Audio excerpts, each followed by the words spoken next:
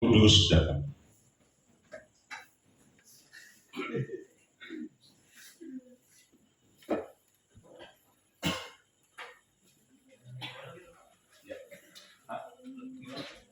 Roh Kudus datang.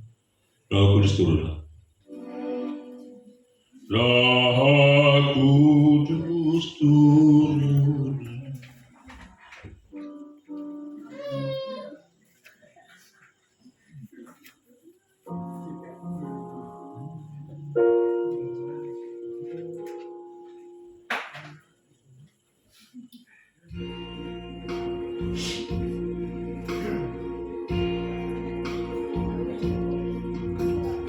Roh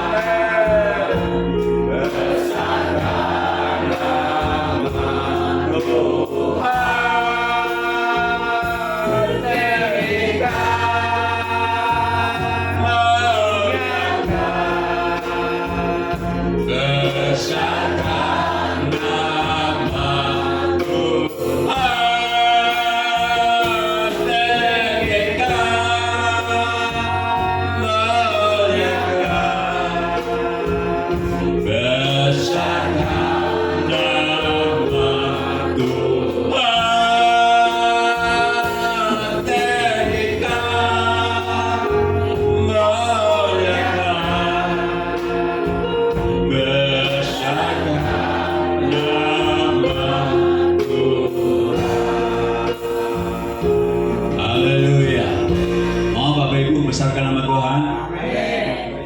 Haleluya. Baik Bapak Ibu yang dikasih Tuhan, kita akan buka dalam kitab Matius 11 ayat 20.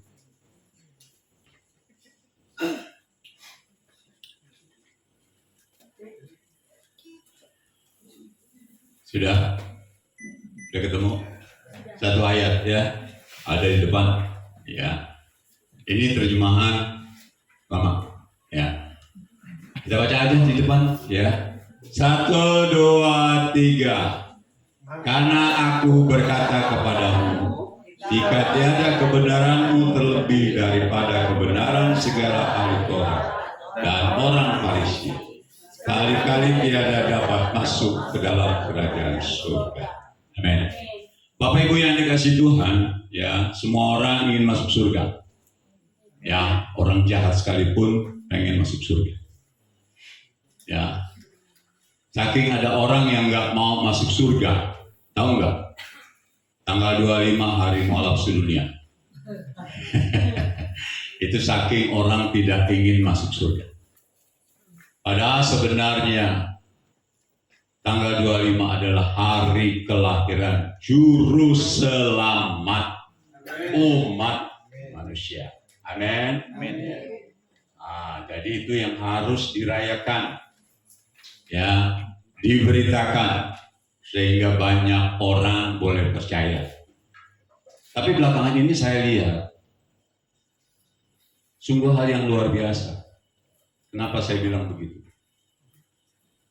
Ya, hampir semua tempat, semua daerah, ya, merayakan hari Natal. Ya, luar biasa. Sampai di Arab Saudi, tahu kan Arab negara apa? Di depan Ka'bahnya dibuat pohon perang, dihiasi. Bahkan pangeran Arab hadir dalam acara ibadah Natal. Bapak Ibu tahu Iran itu negara yang paling mungkin memusuhi umat-umat Kristen. Tapi hari ini banyak orang Kristen meneteskan air mata. Kenapa? Sudah tahu presidennya siapa? Ali Khomeini ya? Siapa? Yang kemarin itu dia mengatakan apa? Kita boleh mengucapkan hari Natal. Di Indonesia rame-rame, ya, haram mengucapkan hari Natal. Tapi lihat sekarang hari Natal semarak di seluruh dunia, termasuk Indonesia yang kemarin, ya, kita lihat orang berbondong-bondong mematahkan salib, akhirnya bencana datang.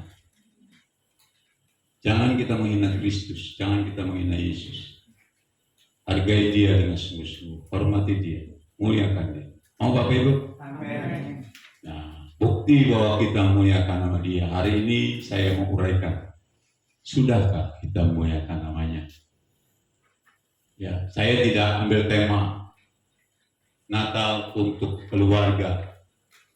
Karena saya yakin keluarga Tuhan pasti dibawa untuk hidup benar di hadapan Tuhan. Ya, nggak ada keluarga Tuhan ditinggalin. Ajak semua, karena kita pengen selamat semua. Nggak ada satupun yang tidak selamat dari keluarga kita. Jangan sampai digenapi apabila Tuhan datang di tempat tidur, satu diangkat, satu ditinggal. Itu kenapa? Ya karena satu rajin ibadah, yang satu males atau tidak mau ibadah. Bisa terjadi seperti itu. Tapi kalau semuanya beribadah, saya yakin sama-sama diangkat Tuhan. Amin. Kalau sebab itu Bapak Ibu yang dikasihi Tuhan, saya akan uraikan ya. Dikatakan di sini, ya. Karena aku berkata kepadamu, jika tiada kebenaranmu terlebih daripada kebenaran ahli Taurat. Bapak Ibu yang dikasihi Tuhan, ya. Halo, suara saya lebih gede. Halo. Ya, ahli Taurat, ya suara aja nggak besar loh.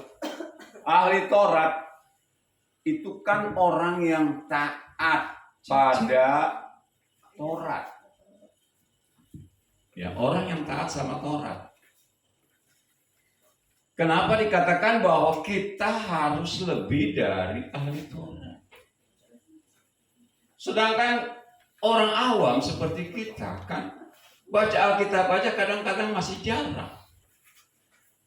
Berdoa masih jarang. Tapi sekarang diajar bahwa kita harus melebihi dari ahli Taurat yang begitu taat. Pegang aturan-aturan Taurat.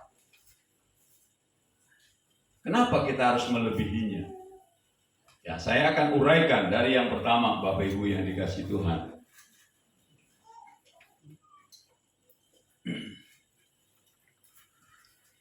Kenapa orang itu memiliki agama? Di Indonesia kan agama. Di luar negeri nggak ada itu agama. Disebut agama. Tapi di Indonesia ada menterinya bahkan. Ya, Bapak Ibu yang dikasih Tuhan, ya. Kenapa orang beragama? Kalau di KTP tidak beragama, takut nggak? Takut Bapak Ibu. Sebab nanti dia kalau mengurus segala sesuatu sulit. Takut orang itu dibilang kafir, ya, ateis, tidak beragama. Ya, karena orang tidak beragama kan nggak perlu sembahyang, nggak perlu ibadah, nggak perlu berdoa, nggak perlu sholat, dan sebagainya. Akhirnya orang memilih, walaupun tidak melakukan apa yang dikatakan agama, bahkan sering dilanggar. Ya, bukan dilanggar masjid ya, tapi dilanggar artinya tidak taat, tidak mau melakukan. Apakah itu termasuk kita? Ya mudah-mudahan tersinggung yang termasuk. Kalau yang tidak termasuk kan nggak tersinggung. Saya seringkali ucapkan, ya khotbah kalau seorang pencuri hadir, kita khotbah tentang pencurian, maka dia tersinggung. Tapi kalau orang itu tidak pernah mencuri, maka dia tidak tersinggung. Begitulah kita hidup. Kalau kita hidup benar, tidak ada firman Tuhan ini yang menyinggung hidup kita. Bahkan firman ini akan menopang hidup kita supaya hidup kita menjadi jauh lebih baik. Amin. Bapak Ibu yang dikasih Tuhan, jadi orang itu pertama takut disebut tidak bertuhan, tidak memiliki agama. Takutnya sama manusia, bukan sama Tuhan. Takutnya sama aturan-aturan yang dibuat oleh pemerintah. Nah itu jadi Bapak Ibu yang dikasih Tuhan, yang pertama itu dasarnya itu. Yang kedua, ya karena ini hari Natal, saya khotbah nggak lama-lama. Bergereja hanya rutinitas, tahu rutinitas? Ya kebiasaan saja, karena minggu itu hari ibadahnya orang Kristen. Jadi kalau nggak ke gereja hari Minggu dianggap bukan orang Kristen. Tapi kalau saudara nih yang sudah sering ke gereja, kemudian suatu saatnya hari Minggu ada di rumah, maka orang luar akan berkata, kenapa Pak kok nggak ke gereja? Gitu, benar nggak? Pernah nanya ya, saya aja di rumah Pak, kok nggak kebaktian? Kan malam Natal, harusnya ibadah dong malam Natal. Tahu jawaban saya? Tahu nggak jawaban saya? Apa jawabannya? Lah Tuhan Yesus saja belum lahir, mana saya mau datang? Ketawa sih. Ya, kan banyak orang sekarang merayakan hari Natal itu sebelum tanggal 25. Kalau 25 sudah dijadikan hari Natal, kenapa tanggal 21 udah Natalan? Hah? Itu namanya Pranata. Lah Yesusnya aja belum lahir. Itu kalau kita analogikan. Jadi harusnya tanggal 25 gitu loh. Ya. Datang kepada Tuhan Yesus. Amin. Ya. Jadi orang itu dianggap ya bahwa bergereja atau ibadah itu hanya rutinitas. Bahkan ada yang terpaksa. Benar nggak? Kalau nggak ada yang terpaksa tuh nggak ada nyanyian begini. Didorong-dorong. Kenapa nggak mau maju? Ditarik-tarik. Gitu kan ada nggak lagunya? Ada tuh lagu sekolah minggu. Ya, kalau anak sekolah minggu pantas masih didorong, masih ditarik oleh orang tuanya. Tapi kalau kita sudah tua pantas nggak kita didorong-dorong? Ditendang. Kata Jemaat ditendang. Jangan kasihan. Tapi harus kesadaran pribadi bahwa ibadah itu adalah untuk keselamatan sendiri. Kita wajib tanggung jawab sendiri-sendiri loh. Gak ada tanggung jawab anak ke orang tua, suami ke istri, kayak ajaran di luar gitu. Gak ada. Kita tanggung jawab masing-masing di hadapan Tuhan. Kita benar atau tidak benar. Amin. Makanya harus kita hidup dalam kebenaran. Amin. Haleluya. Jangan Natal juga kebiasaan. Saya lihat tuh kemarin malam Natal, ya di perjalanan dekat rumah saya, macet. Kenapa? Mereka yang merayakan Natal, bahkan yang biasanya minggu kagak ke gereja aja, pergi Natal. Kalau saya, mendingan saya tidur. Benar. Kenapa? Hari biasa aja kita tidak menghargai Tuhan. Kenapa hari-hari begitu kita menghargai Tuhan? Hargailah Tuhan setiap saat. Amin. Amin. Gitu dong. Beri kemuliaan buat Tuhan. Mulai sekarang, besok-besok ibadah ya. Ibadah. Ya. Ya kan? Jemaat. Ibadah. Amin. Begitu. Anak Tuhan mah. Gitu. Jadi rajin, setia. Sampai kapan? Sampai mati. Ya, sampai Tuhan datang. Kan ada juga yang nggak mati sampai Tuhan datang kan? Ada yang mati duluan. Iya, sampai akhir hidup kita ibadah, tekun dan setia. Jangan kita cuma pengen surganya doang. Kalau nggak hadir kan saudara juga nggak bisa dapat hadiah toh. Ada hadiah. Berarti harus hadir juga kan? Ya. Kita berkata, kenapa orang itu tidak diselamatkan? Karena tidak mau datang kepada Tuhan. Ya kan? Ada satu percakapan. Tukang cukur, tahu nggak tukang cukur? Ya, ada seorang nih datang ke tukang cukur. Mau cukur rambut. Pak, cukur rambut Pak. Oh iya. Waduh iya, rambutnya udah mulai panjang ya. Iya, ini Pak baru mulai panjang nih, kayak rambut saya nih udah mulai panjang. Walaupun atasnya botak. Biasanya saya udah cukur nih. Gitu. Ya, cukurlah di sana. Ya, lalu percakapanlah antara tukang cukur dengan yang dicukur. Bapak percaya sama Tuhan nggak? Dia bertanya kepada tukang cukur. Saya nggak percaya Tuhan. Kenapa Pak nggak percaya sama Tuhan? Habis masih banyak orang yang menderita. Banyak orang yang susah. Banyak orang yang tidak diberkati. Kan katanya Tuhan itu baik. Benar nggak? Benar nggak Tuhan itu baik? Siapa yang bilang Tuhan itu jahat? Ayo. Penjahat. Ya. Yang bilang Tuhan itu baik ke semua orang.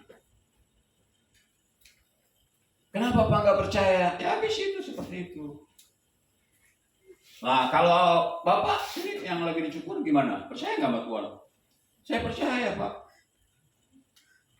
Tapi saya nggak percaya sama Bapak sebagai tukang cukur. Loh, kenapa?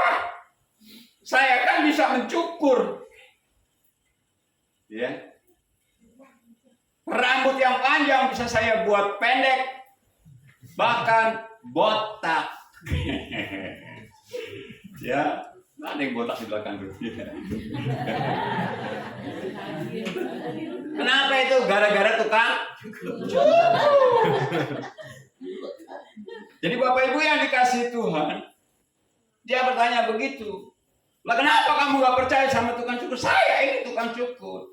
Saya bisa merubah rambut yang panjang menjadi pendek. Rambut yang out-outan tidak rapi menjadi rapi. Ya, Bapak pernah lihat nggak? Tuh di luar sana Pak, Bapak lihat tuh dari kaca. Ada orang rambutnya gondrong. Rambutnya gondrong loh Pak. Udah gitu dekil. Udah dekil, kumel, beriler. Luar biasa Pak, bagaimana itu? Kok dia nggak bisa Bapak membuat dia berubah? Halo? Nggak bisa Bapak membuat dia berubah menjadi ganteng. Apa masalahnya Pak? Ya dia kagak mau datang sama saya. Coba datang sama saya.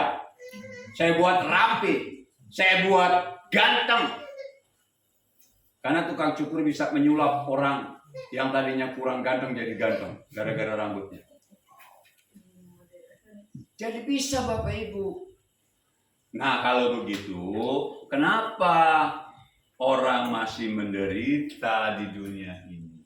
Masih susah, masih tidak diberkati. Kenapa? Meneng wae di rumah. Diam di rumah, tidak mau datang kepadaku. Firman Tuhan begitu kan? Jadi kalau orang itu datang sama Tuhan, apakah Tuhan tetap pelihara? Apakah Tuhan tetap jaga dia? Walaupun dikatakan kejahatan itu banyak, tetapi tidak akan mengenai orang benar, kata Salomo. Mau Bapak Ibu datang kepada Tuhan? Hari ini saja? Hari ini saja? Selama-lamanya. Di gereja mana? Ya gereja saudara boleh di mana saja, yang penting datang sama Tuhan. Ya, amin. Amin. Jadi jangan dijadikan kebiasaan ke gereja. Tapi betul-betul kita sadar hidup kita ini kasih karunia. Kita lanjut.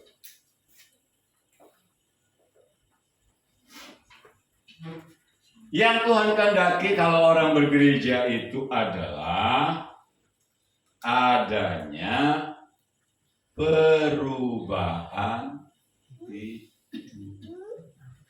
Ya. Karena di dalam 1 Yohanes 2 ayat 6, tolong baca. Bapak Moses tolong baca.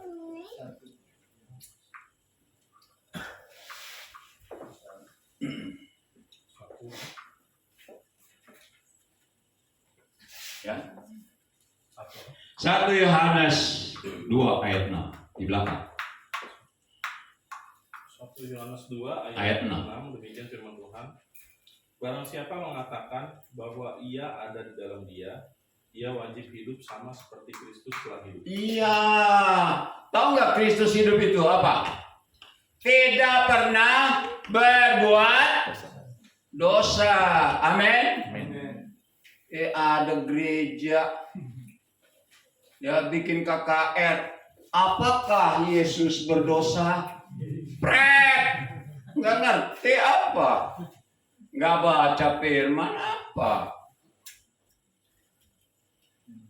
Ya, jangankan di Alkitab, di Quran saja menjelaskan bahwa Isa Al-Masih adalah bayi yang suci. Nggak ada yang lain yang disebut suci, cuma Isa Al-Masih. Bapak Ibu ngerti nggak artinya?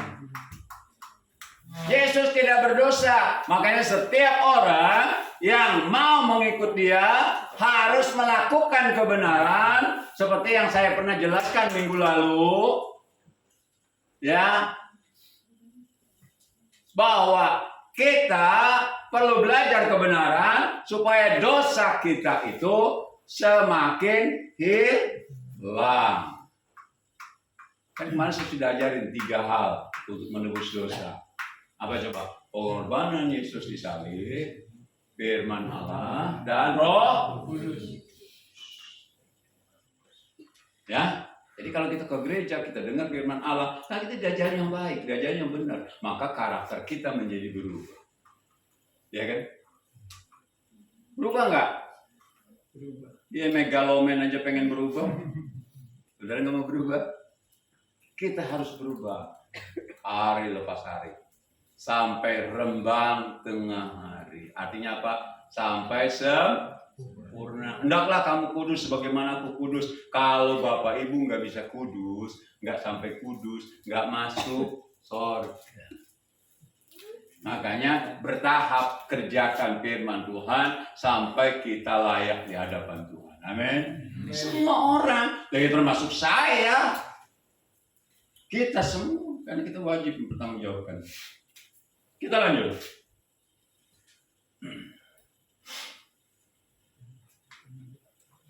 Ya, yang berikut. Kita beragama bukan hanya biasa-biasa saja, tapi juga harus menghasilkan buah. Kalau Bapak Ibu nanam pohon, jangankan pohon yang gede dah, pohon cabai aja. Pohon cabai kan cepat berbuahnya ya. 3 bulan juga udah ada buahnya. Oh, disuburin. Tapi kalau nggak disuburin, setahun kuntet. Saya pernah nanam cabai. Nah ini kok cabai segini aja tingginya dari mimbar itu. Kagak tumbuh-tumbuh. Saya bilang kenapa sih ini tanahnya udah nggak subur. Sementara saya pindahin, cepat dia. Terus langsung dia berbuah. Ya. Jadi ternyata harus subur. Harus dengar firman Tuhan sebagai penyuburnya, ya. Nah, baru bisa disubur. Dengar firman Tuhan dengan baik, jangan salah tafsir, dengar yang baik. Nanti dia jadi subur, bisa menghasilkan buah. Nah, kalau hidup kita nggak menghasilkan buah, kata Yesus apa? Ditebang. Lah ya iya, mau ditebang masih muda. Kan kadang-kadang kita kan kalau ditanya, siapa yang mau masuk surga? Ayo tangan. Nggak mau ya? Pada kagak mau. Sekali lagi, siapa yang mau masuk surga?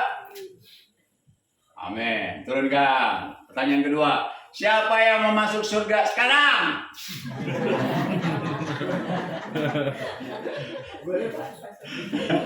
Ternyata kagak ada yang naik tangannya. Karena pengen masih hidup. Nah kalau hidup katanya Kristus, mati untung. Jadi orang Kristen mah sebenarnya orang yang paling enak loh. Orang yang percaya pada Yesus. Mati udah dijamin masuk surga. Hidup Kristus, hidup harus menghasilkan buah. Hidupnya baik, hidupnya benar, hidupnya menjadi contoh buat orang lain. Amin. Amin. Yang paling susah kan jadi contoh. Ya enggak? Coba itu paling susah, datang aja ke gereja coba. Pagi-pagi. Gereja jam berapa? Mulai kita. Jam 7. Ya, sebelum jam 7 kita sudah hadir. Tok Markotok. Ya, dulu waktu saya jadi pas sekolah, sebelum jam 7 saya udah hadir, setengah 7 saya sudah. Saya pengen juga jemaat begitu. Sebelum jam 7 sudah hadir. Kita jadi contohnya buat siapa? Buat yang sering terlambat. Jadi berkat nggak kita? Kalau misalnya datangnya terlambat, jadi berkat nggak kita? Jadi contoh nggak? Enggak. Apalagi kalau majelisnya terlambat, pendetanya terlambat, pengerjanya terlambat. Ya. Nah, jemaatnya bilang, besok-besok gua terlambat aja. Tuh pendeta aja datang jam 7.15. Ibadah jam berapa? Jam 7. Tinggal khotbah doang dia. Jangan. Semua wajib mempertanggungjawabkan perbuatannya sendiri. Amin. Amin. Ya hadapan Tuhan. Hari ini kita bilang amin. Jangan besok kita bilang harus amin. Terus amin. Lanjut ya. Harus mewujudkan kasih Kristus pada orang lain. Apa sih kasih Kristus buat saudara? Saya mau tanya, kelahiran Yesus itu tujuannya untuk apa? Membawa damai, memberikan keselamatan. Ya. Berarti Yesus bisa menjadi keselamatan buat semua orang. Nah, kita pun harus begitu. Ya. Makanya kita harus bisa mewujudkan kasih Kristus. Ya. Supaya orang lain juga bisa diselamatkan. Karena firman Allah itu bukan teori. Ada orang yang pintar berteori, tapi hidupnya kemana tahu. Ya kan? Cobalah jangan berteori dengan firman Tuhan. Lakukan firman Allah tahap demi tahap. Kekurangan orang Farisi, orang Saduki, ya seperti itu. Firman Tuhan dijadikan teori. Ya, kalau dia berdiri di mimbar di atas mengatakan, kasihlah Tuhan Allahmu dengan segenap kekuatanmu, dengan segenap akal budimu, dengan segenap pengertianmu, dengan segenap kekuatanmu, begitu, benar nggak? Pendeta juga kalau di sini ngomongnya begitu, benar? Ya. Kasihlah sesama manusia seperti dirimu. Seperti dirimu, seperti diri saya, seperti diri lo. Saya kagak mau dipaksa sama pendeta. Lo siapa? Saya. Amin, amin, amin. Kasihlah sama manusia seperti dirimu sendiri, seperti diri saya. Begitu ya, praktekin ya. Orang Farisi kan teori. Kasihlah sama manusia seperti dirimu sendiri. Ada orang dari Yerusalem pergi kemana? Yeriko. Tengah jalan dirampok. Apa yang terjadi? Lalu lewatlah. Yang pertama apa sebutnya? Imam. Imam itu apa sih? Pendeta. Hamba Tuhan. Matanya ngelihat nggak? Ada orang di jalanan? Lihat lah. Ya, teorinya mah benar kan dia? Prakteknya yang salah. Kita kadang-kadang teorinya benar firman Tuhan, tapi prakteknya salah. Begitu dia lewat, maka cuma ngapain dia? Cuma ngelihat doang. Sementara dia lihat, Allah yang begini nih ditolong, nyusahin. Benar nggak? Nyusahin nggak kalau nolong orang lain udah dirampok habis begitu nggak punya apa-apa? Nyusahin nggak? Wah, dijawab. Nyusahin nggak? Terpesona.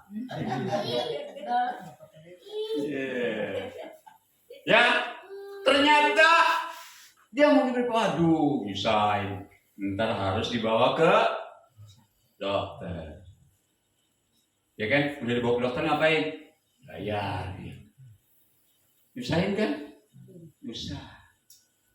Ya kan? Belum nanti obat perawatannya. Ngutang lagi. Dia nggak punya harta, tambah susah, ya kan?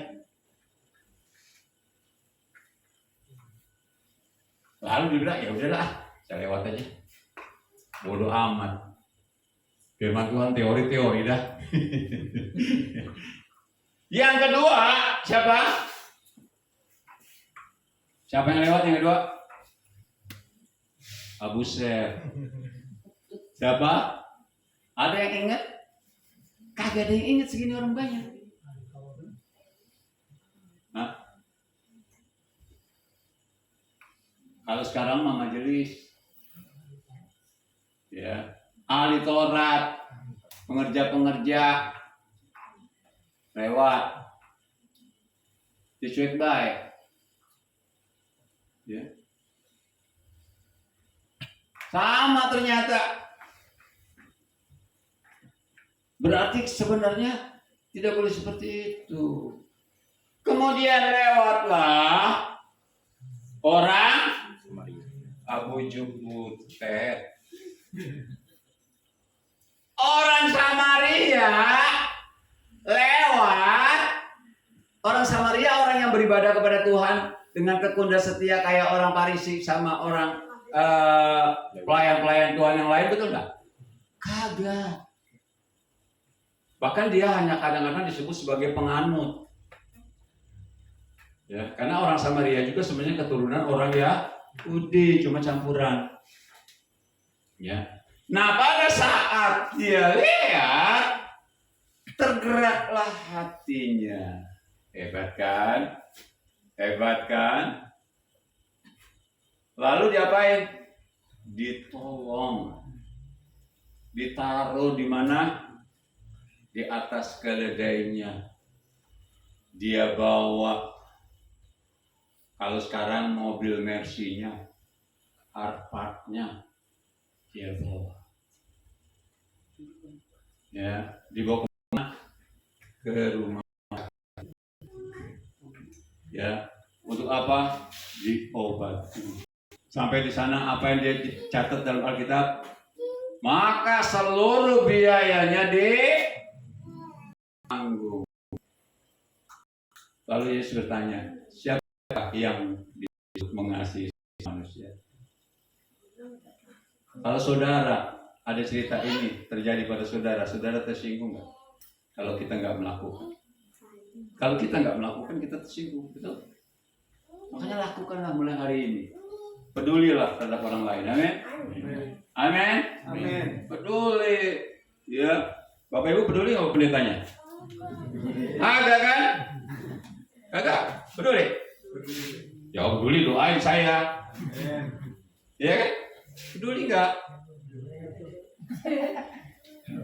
Doain apa, Pak?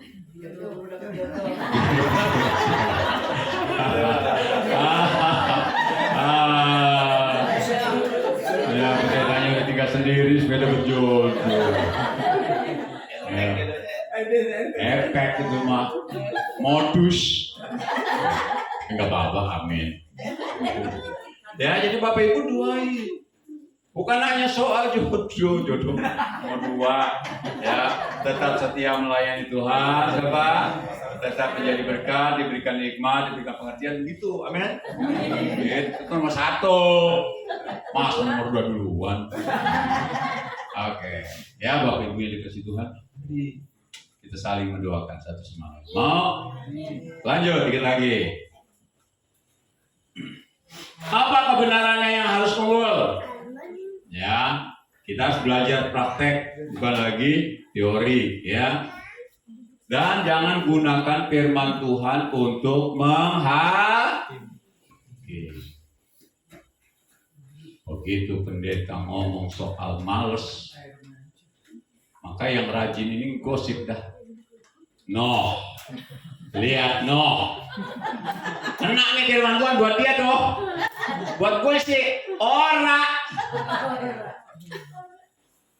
Ini namanya apa ini? Menghakimi. Makanya kalau orang baru datang jangan dibilang tumben baru datang. Itu namanya sudah menghakimi. Belajar, puji Tuhan, Bu, Tuhan berkati. Beda nggak? Walaupun sebenarnya ngomongan begitu menyinggung juga, tapi itu akan lebih indah terdengarnya dan juga enak di hati orang yang hadir, betul nggak? Belajar ya, belajar ya, belajar ya. Mau? Nanti orang itu akan, wow ternyata gereja GBI Pancoran Mas mah orangnya ramah. bukan marah. Tidak menghakimi, tapi mengasihi. Bukan cuma timbal balik belakangannya. Jadi jangan pakai firman Tuhan untuk menghakimi orang lain. Nggak ada gunanya, nggak ada untungnya. Pakailah firman Tuhan untuk diri kita sendiri. Perbaiki diri kita sendiri. Supaya apa? Supaya kita masuk kerajaan surga. Mau Bapak Ibu? Amin. Rangkuman ayat ini terdapat dalam Matius 15 ayat 8 sampai 9. Pak Pansi tolong baca.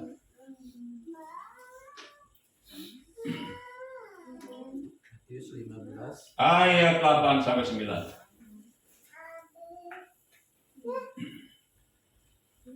Bangsa ini memuliakan aku dengan bibirnya, padahal hatinya jauh daripadaku. Percuma mereka beribadah kepadaku, sedangkan ajaran yang mereka ajarkan ialah perintah manusia. Bapak Ibu yang dikasih Tuhan, itu ada kalimat lo yang paling nyakitin lo. Bangsa ini memuliakan aku. Kita kadang-kadang menyanyikan pujian. Kaulah Tuhanku. Bagus banget kan? Kaulah Rajaku. Bagus. Memuliakan Tuhan, mengagungkan Tuhan, apalagi hari Natal. Ya, lagu Natal. Dari pulau dan benua, terdengar selalu terus lagu pujian semua. Bagus lagu pujiannya mah terdengar. Kagak pada ke gereja terus. Nah, susah. Ayo Bapak Ibu, andai tolan, saudara-saudara, taat ya sama Tuhan ya. Supaya nanti apa? Bareng masuk surganya. Bareng masuk. Amin. Ya. Jadi kalau kita ibadah hanya mulut, hanya pujian, nggak ada arti apa-apa. Alkitab bilang apa? Tahu nggak arti percuma? Sia-sia, nggak ada gun. Saudara datang ibadah, tapi saudara hanya muji Tuhan. Perubahan tingkah laku tidak ada. Hidup benar tidak ada. Apa yang dikatakan? Mereka kepadaku, sedangkan ajaran yang mereka ajarkan ialah perintah manusia. Cuma perintah-perintah Tuhan, perintah manusia, bukan perintah Tuhan. Coba belajar kita dengar perintah Tuhan. Kita kadang-kadang kalau nyanyi, janjimu seperti fajar pagi hari, yang tiada pernah terlambat bersinar. Bagus banget. Janjinya sih kita nantiin. Janjinya dia nanti. Kalau saya janji, saudara nantiin janji saya enggak? Saya janji kan, Natal ini ada door prize. Udah di rumah ada yang mimpi pengen dapat door prize. Dia janji, jangan janji. Tapi berbahagialah orang yang mendengar perintahnya dan melakukannya. Jadi bukan sekedar janji. Karena Tuhan itu adalah Allah yang gak pernah ingkar janji. Allah yang tidak pernah ingkar janji hanya di dalam Yesus Kristus. Benar tahu? Gak pernah. Tapi apakah janji itu bisa nyata dalam hidup kita? Bisa jika kita taat perintah. Mau Bapak Ibu? Bangkit berdiri bersama-sama. Kita akan naikkan pujian. Yesus Tuhan.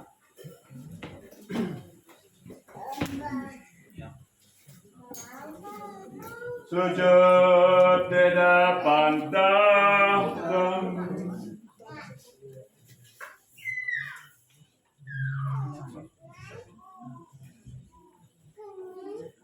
Nyanyikan dengan sungguh-sungguh ya, sehingga saudara bisa merasakan kehadiran Tuhan saat ini ya.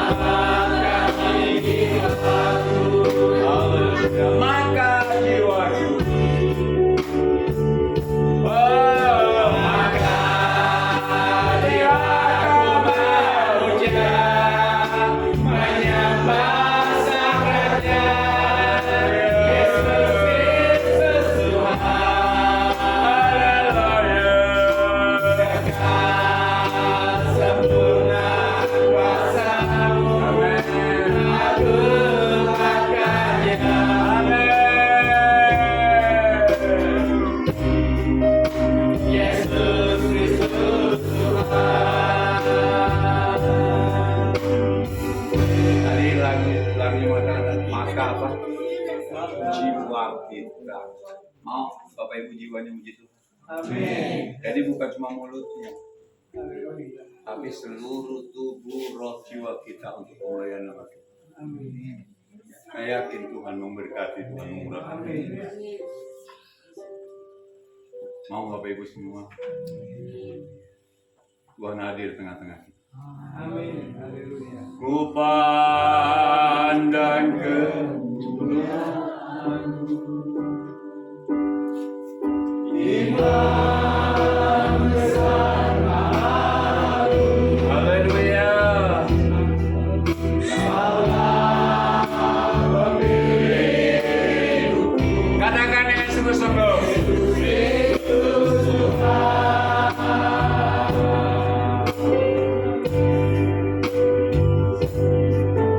Tiada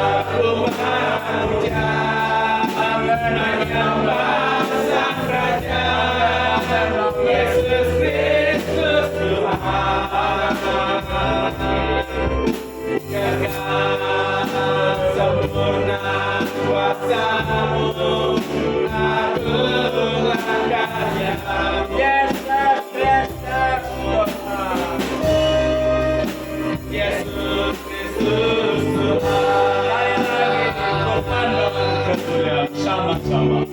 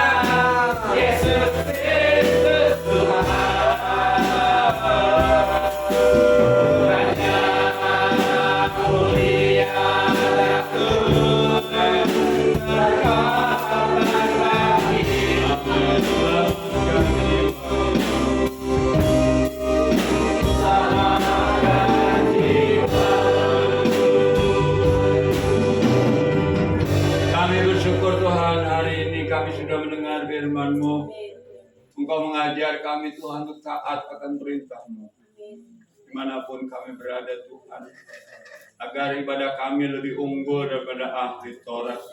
Kami tidak mau berteori tentang firman-Mu, tapi kami mau melakukannya Tuhan dalam hidup kami. Amin. Kami tahu dan kami sadari Tuhan, kami juga banyak kekurangan, banyak kelemahan kami Tuhan.